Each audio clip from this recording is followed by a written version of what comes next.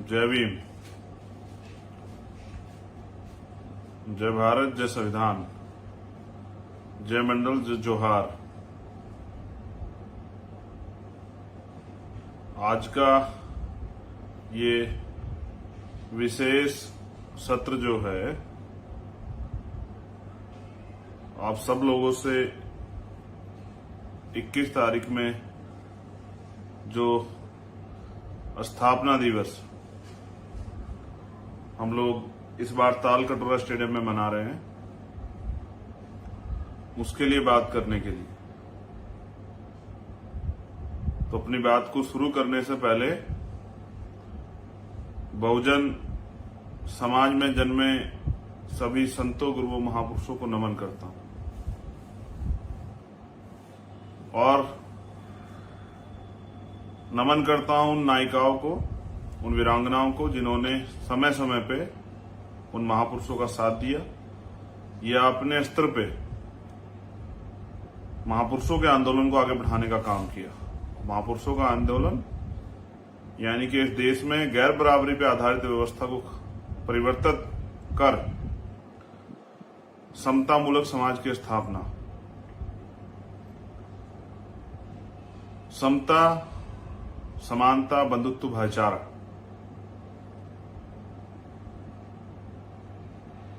साथियों महापुरुष तो इतने सारे हैं कि अगर मैं महापुरुषों के को नमन करने लग जाऊं तो 5 से 7 मिनट लाइव की नमन में ही चली जाएगी। लेकिन लड़ाई बड़ी महत्वपूर्ण है और हम लोग उस दौर में हैं जहां एक तरफ इस देश को बांटने वाली विचारधारा की जो ताकत है वो बढ़ रही है। उनका इस देश की एडमिनिस्ट्रेशन, उस पर अघोषित कब्जा है। इस देश की IB, CBI, ED, income tax पर अघोषित कब्जा है। उनके दल की सत्ता है, सारी मीडिया पे उनका कब्जा है और उसके साथ साथ इस देश की जुडिशरी, जो सुप्रीम कोर्ट और हाई कोर्ट है, वहां के द्वारा जो डिसीजन होते हैं, आप इस बात को देख सकते हैं कि कई ऐसे पेंडिंग मामले पड़े हुए हैं जिन पे हम लोग प्रयास कर रहे हैं कि उनको कोर्ट में सुना जाए, लेकिन आज तक उन पे कोर्ट में कोई चर्चा नहीं होती है। वहीं कोई भी राजनीतिक मामला और वो भारतीय जनता पार्टी जुड़ा हुआ हो, वो सरकार बनाने का, सरकार गिराने का या और कोई ऐसा इशू हो या मीडिया, उनके जो चाटुकार मीडिया उनसे जुड़े लोगों का हो, तो उस पर तत्काल 1 दिन बाद ही सुनवाई होती है। ये देश की न्यायपालिका का चरित्र है। तो आधुनिक भारत में जन्मे जो महापुरुष हैं, जिनमें राष्ट्रपिता ज्योतिबा फूले, छत्रपति साहू जी महाराज, विश्व रत्न डॉक्टर बाबा साहब भीमराव अम्बेडकर, पेरियार रामासामी नायकर, पेरियार लल्लई यादव, बाबू जगदेव प्रसाद कुशवाहा, जननायक कपूरी ठाकुर, सर छोटू राम, मान्य कुंभाराम आर्या जी, धन सिंह कोतवाल, उनके साथ महामना रामसूप वर्मा, संतराम बीए, मेरे रहबर, मेरे आदर्श मान्यवर साहब श्री काशीराम, मां रमाबाई, मां अहिल्याबाई होलकर, मां अवंतिकाबाई लोधी, मां उदादेव पारसी, मां छलकारी बाई, मां फातिमा शेख, मैं आप सबको भी नमन करता हूं। साथियों, जब 2014 में भारतीय जनता पार्टी की सरकार केंद्र में आई और हम लोगों ने ये महसूस किया कि अब भारतीय संविधान के साथ छेड़खानी या उसको कमजोर किया जाएगा, तब 21 जुलाई को भीम आर्मी भारत एकता मिशन की स्थापना हुई। पिछले 7 सालों के संघर्ष में, जो 7 साल का समय पूरा होने जा रहा है,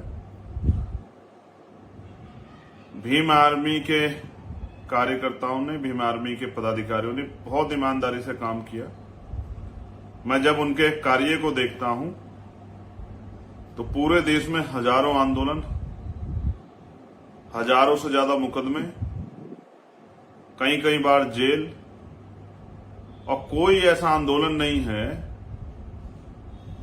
जो अन्याय के खिलाफ हुआ हो, अन्याय के खिलाफ ना हुआ हो। जब भी अन्याय कहीं हुआ है, भीम आर्मी के साथियों ने बहुजन समाज के लिए अपनी जान की परवाह न करते हुए आंदोलन में भाग लिया। चाहे वो किसानों का मामला हो, चाहे सीए एनपीआर एनआरसी का मामला हो, चाहे नेमावर का मामला हो, चाहे उड़ीसा का, छत्तीसगढ़ का मामला हो, चाहे चूरू का, थाना गाजी का मामला हो, चाहे 2 अप्रैल जैसा मामला हो, चाहे प्रमोशन में रिजर्वेशन का मामला हो, चाहे रोस्टर का मामला हो।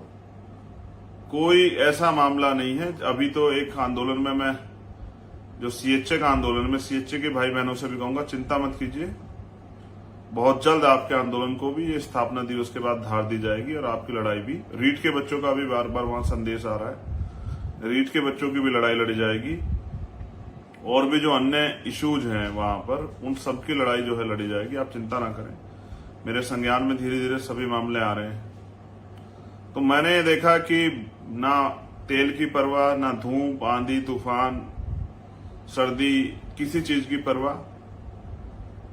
लोग सामाजिक काम भी सुविधा अनुसार या फिर अपना फायदा नुकसान देख के करते हैं, लेकिन मैंने देखा कि भीम आर्मी भारत एकता मिशन का जो कार्यकर्ता पदाधिकारी, यूं तो हजारों संगठन बने हुए हैं, लेकिन ये एक ऐसा संगठन है जिसने दिन रात, ना दिन देखी, ना रात देखा, ना सुबह देखी, ना शाम देखा, ना साधन देखा, ना कुछ देखा। मैं एक कार्यकर्ता का धन्यवाद करता हूं। आज मैं जो कुछ भी उन्हीं की वजह से हूं। मैं टाइम्स मैगजीन में अगर मुझे अवसर मिलता है तो भीम आर्मी कार्यकर्ताओं की मेहनत है। अगर पाली में इतना बड़ा आंदोलन होता है तो ये राजस्थान के हमारे कार्यकर्ता साथियों की, हमारे नेताओं की मेहनत है। अगर नेमावर में आंदोलन होता है इतना बड़ा, तो ये हमारे मध्य प्रदेश के जो साथी हैं उनकी मेहनत। तो आप लोगों ने भरोसा किया और इतना सम्मान दिया, जिसकी बदौलत टाइम्स मैगजीन में जो है अवसर मिला। सरकार की गलत नीतियों के कारण मैं वहां शामिल नहीं हो पाया। उन्होंने मेरा पासपोर्ट नहीं इशू होने दिया। अगर पासपोर्ट इशू कर देती सरकार, पासपोर्ट न इशू कारण मैं विदेश नहीं जा पाया। अगर पासपोर्ट इशू हो जाता तो मैं अंतर्राष्ट्रीय पटल पे यहाँ के शोषित वर्ग के लोगों के साथ जो हो रहा है, जो आज भी अन्य अत्याचार, रेप, हत्या, जुल्म जाती हो रही है, मैं उस पर अपनी बात जरूर रखता। लेकिन ऐसा किन्हीं कारणों की वजह से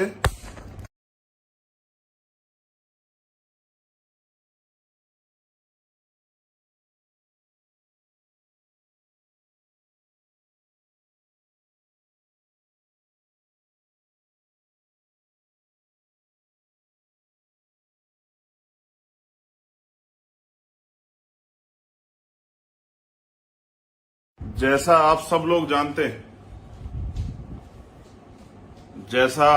लोग जानते हैं, कभी भीम आर्मी के कार्यकर्ताओं ने किसी भी सरकार या मुसीबत के सामने घुटने नहीं टेके। इसलिए मुझे मैं गौरवान्वित होता हूं इस संगठन का हिस्सा होने के कारण, इसका एक कार्यकर्ता होने के कारण। साथियों, 21 तारीख को स्थापना दिवस ताल कटोरिया स्टेडियम दिल्ली में मनाया जा रहा है। उसका एक कारण, क्योंकि लंबे समय से हम लोग काम कर रहे हैं। मैंने 2022 के इलेक्शन के बाद बहुत कुछ सीखा और मेरी समझ में आया कि जहां कैडर नहीं होता वहां क्राउड होता है। तो जितनी मेहनत आपने की, मैं समझता हूं कि अगर ये मेहनत हमने मैनेजमेंट के थ्रू आंदोलन को रास्ता जो है कैडराइज रास्ते के थ्रू हमने अगर की होती तो शायद आज हमारा संगठन, जो भारत का सबसे बड़ा बहुजन समाज का संगठन है, उसकी ताकत कई गुना बढ़ गई होती। तो इसलिए क्योंकि किसी भी संगठन को आगे बढ़ाने के लिए मैनेजमेंट की जरूरत होती है, संविधान की गाइडलाइन की जरूरत होती है। तो इस बार 21 तारीख को भीम आर्मी भारत एकता मिशन का संविधान, उसकी गाइडलाइन,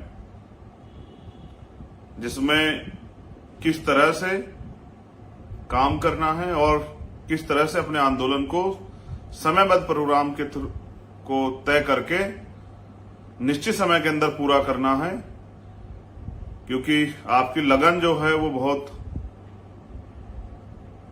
ताकतवर है, आप लगनशील हैं और आप जब किसी कार्य को ठान लेते हैं तो उसको करके दिखाते हैं।